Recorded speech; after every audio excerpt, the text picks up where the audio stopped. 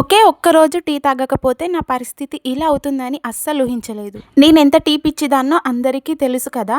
కానీ టీ తాగకపోతే నా పరిస్థితి మరీ దారుణంగా అవుతుంది. ఏమైందో లాస్ట్ వరకు చూడండి. ఇంకా పొద్దున్నే లేచి వర్క్స్ అన్ని కంప్లీట్ చేసేసుకొని బ్రష్ చేసి వాటర్ అయితే ఓ హాఫ్ లీటర్ తాగేస్తాను. ఈరోజు టిఫిన్‌కి ఉప్మా చేశాను. నాకు ఉప్మా అంటే అస్సలు నచ్చదు. దాని స్మెల్ కూడా చేయను.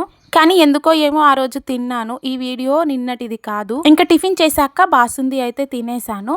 బాసుంది తినేసాక మంచిగా ఐస్ క్రీమ్ అయితే తినేసాను. షుగర్ మానేద్దాం, నా లైఫ్‌లో నుండి తీసేద్దాం అన్న ప్రతిసారి ఏదో ఒకటి ఇంట్లోకి తేవడం, నేను తినడం అలాగే జరుగుతుంది. అయ్యో ఇంత షుగర్ తింటున్నానే అని అనుకుంటూనే 3 స్పూన్స్ అయితే వేసేసుకున్నాను ఐస్ క్రీమ్.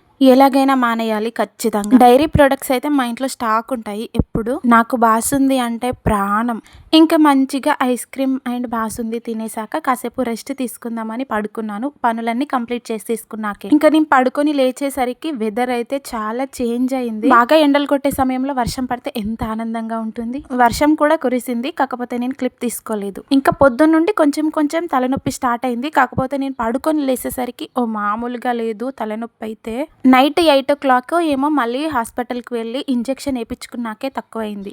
అసలు టీ లేకుండా నేను ఉండలేను. ఉన్నా కూడా నాకు ఏదో ఒకటి ఖచ్చితంగా అవుతుంది. హెడేక్ అయితే మరీ దారుణంగా ఎవరో హెడ్లోకి వెళ్ళి కొడుతున్నారా అనే అంత నొప్పిగా ఉంటుంది. ఒక్కరోజు టీ తాగకుండా నేనైతే అస్సలు ఉండలేను. నా లైఫ్ ఎండ్ అయ్యే వరకు ఇలాగే కొనసాగుతుంది అనుకుంటున్నా. టీ మాత్రం మానేలా లేను నేను. మా బిల్డింగ్ ఎక్కి చూస్తే వెదర్ ఇలా ఉంటుంది. చాలా బాగుంది కదా. కాసేపు అలా మీదనే టైం స్పెండ్ చేశాను.